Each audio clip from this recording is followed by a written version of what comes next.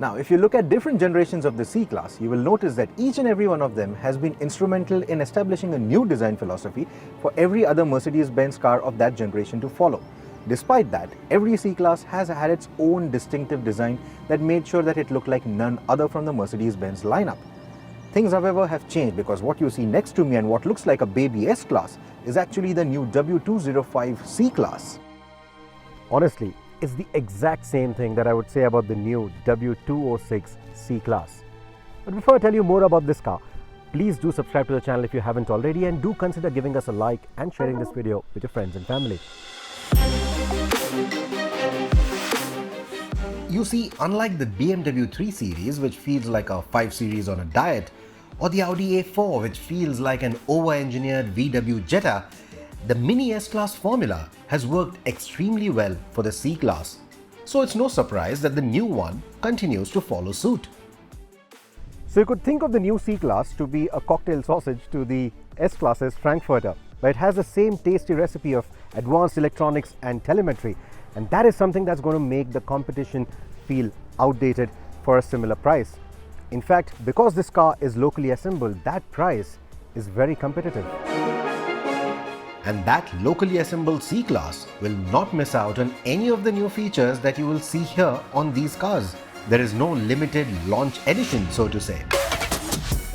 The new C-Class looks handsome with the power bulges in the bonnet, the curvaceous bodywork, and that beautifully laid out dashboard, which seems like it's copied and pasted from the S-Class.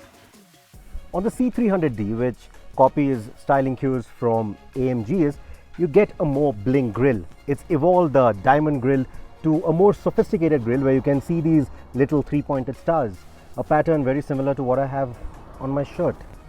How many things are you copying? What does the C stand for? Cat? Copycat? Well, let's call it a familial design instead of calling it a blatant copy. But it certainly goes after the angry cat of the segment, the Jaguar XE, in terms of the dynamics. It also challenges the A4 on the elegance and targets the new BMW 3 Series on space and convenience. To that effect, the new C-Class is longer and wider than before, without compromising on the aerodynamic efficiency. And it also sits on a longer wheelbase that liberates more room at the rear.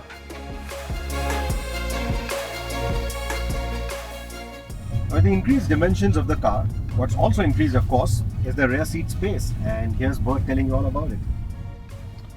Well, the C-Class was always a comfortable car in the back seat, and this seems to be a little more spacious, though I would have liked the backrest to have had a little more inclination so that you could rest back. Right now you're sitting a little more upright. If you notice my position, it is fairly upright, though there is a lot of room under the seat to spread your feet. The C-Class continues, the W206 continues to be ideally a four-seater. The middle seat right here, well, children would find space for themselves in here.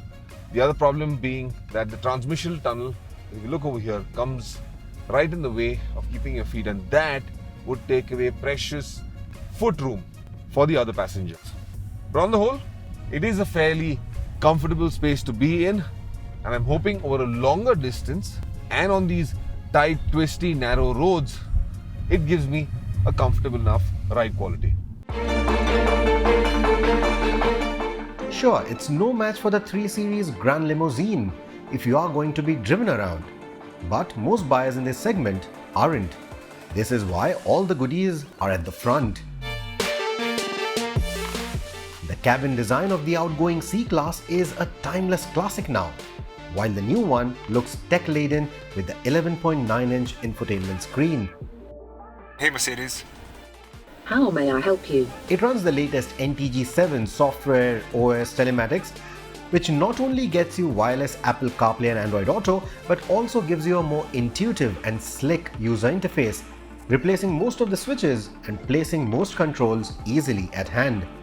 It is complemented further by a floating digital instrumentation, which lets you cycle between multiple styles to suit your mood or taste.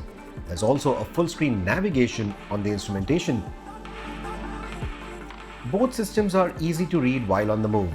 and the number of features they pack makes the competition feel outdated. Features I would have liked to see, however, on this generation of the C-Class would have been ventilated seats, a massage function, 360-degree cameras, a head-up display, and soft-touch materials even in the lower sections of the doors and seats. Otherwise, the new C-Class is loaded with many small but useful features. Do check out our detailed walk-around review to know more about what I'm talking about. As before, Mercedes-Benz will let you choose between 3 variants for the C-Class. There's the C200 petrol and 2 diesels, the C220 and the C300. And what variant you choose essentially dictates the kind of color options that you will get inside the cabin. You have a brown, a white that you see right now, and an all black when you choose the C200 or the C220. And if you were to go with the C300, you get a two-tone brown and black, or you can have an all black. Now, why I'm pointing this out is because this is a CKD, and getting this kind of an options list on a CKD for interior choices, now that is a big deal. It's not an easy feat to achieve. So full marks to Mercedes-Benz for that. And it's not just the upholstery. Even the dashboard layout is different. Not the layout, but the dashboard materials are different. The C200 or the C220 will give you this combination of matte wood and aluminium. The entire design looks like it's inspired from the cabin or the trims that you see inside a yacht. This is something that we've seen in the Maybachs, and now that inspiration continues with the C-Class. It filters down to the C-Class so that S-Class inspiration is highlighted every now and then.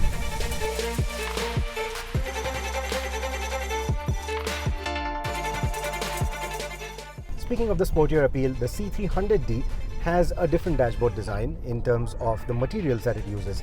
It has those metal inlays, and then you also get a flat bottom steering wheel with those 2 horizontal slats.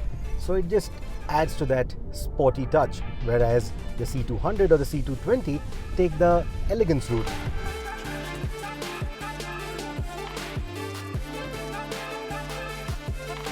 Irrespective of what variant you choose, getting a good visibility all round is not a problem at all. So even if this is going to be your first luxury car, almost 50% of the C-Class buyers are first-timers into the luxury world, this is not going to feel unnerving at all.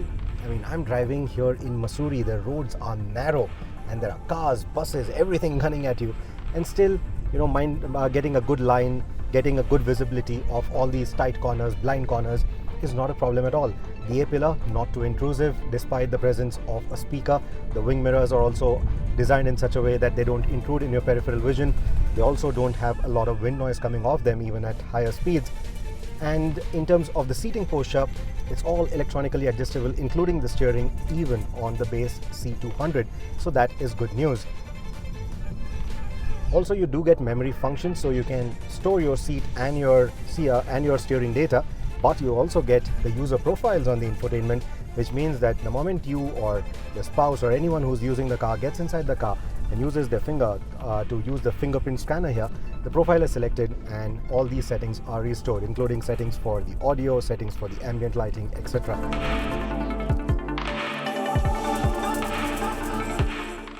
The enthusiast in me also likes these power domes that you can see on the bonnet. I think especially around winding roads like these, they add to the sportier appeal. Of course, those power domes would seem more natural on a V6 or a V8 engine, but the non-AMG C-Class saloons coming to us are only available with inline-4 turbocharged petrol or diesel options. They are longitudinally mounted to feed power to a rear-wheel drive system, and that is why the C-Class continues to have the long bonnet and the stubby boot like its predecessors. There is no rear-wheel steering on the India-spec C-Class, but honestly I never really felt the need for it, even on this drive which was full of narrow roads. Irrespective of what variant you choose, you will get at least 200 horsepower at your disposal. And to add to it, Mercedes has finally now brought the ISG or the integrated starter generator and a 48-volt mild hybrid system to the India-spec C-Class. It was introduced with the previous generation, the facelift given to the previous generation, and now it makes its way with the new C-Class into the Indian market. So essentially what it does is that it will give you that additional torque fill. It will give you 200 Newton meters of additional torque boost or 20 PS of power boost as and when the system needs it. It's a mild hybrid system at the end of the day, and the 48 volt electronics mean that it responds quickly and gives you that torque fill as and when you need it. So if you were to pull a quick overtake or want to negotiate a gap in traffic, you don't have to wait for too long for the power to build up. That instantaneous EQ boost comes into function and you can pull that overtake without much planning. That said, if you are in eco mode, that is essentially where you are going to be maximizing range and you're going to be conscious about the economy that you're getting. In that mode, under 20 kilometers an hour, this system takes a while to respond. So if I were to quickly want to build speed from from as low as say 15-20 kilometers an hour, it takes a moment before the entire system, the gearbox responds and gives you that shove of power. But about 30 kilometers an hour, the roll-ons are super quick, just as you would expect of any 200 horsepower engine.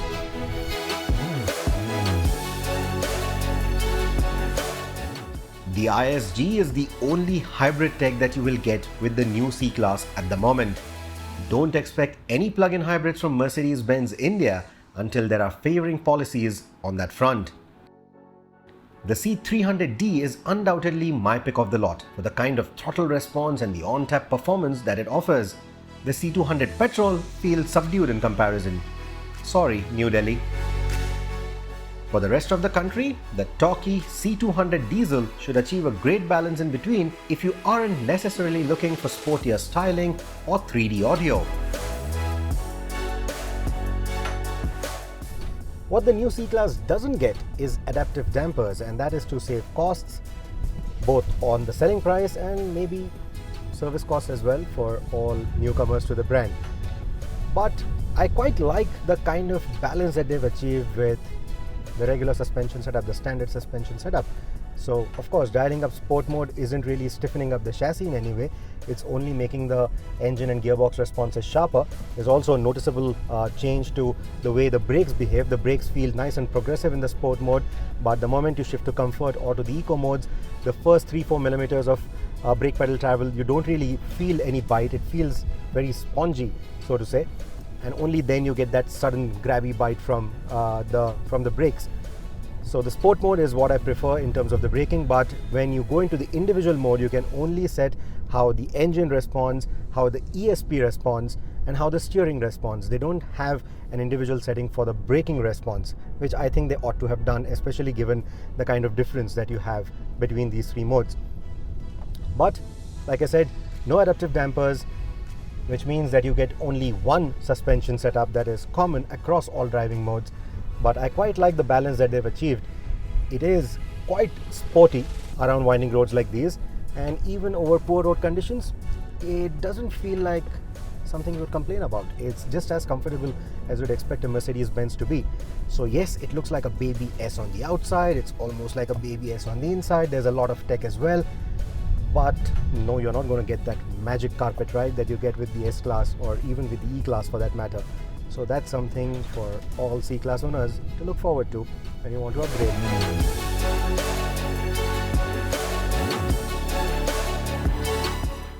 That said, the firm setup does make the car a bit bouncy at the rear when you negotiate undulations, ruts or joints at speed.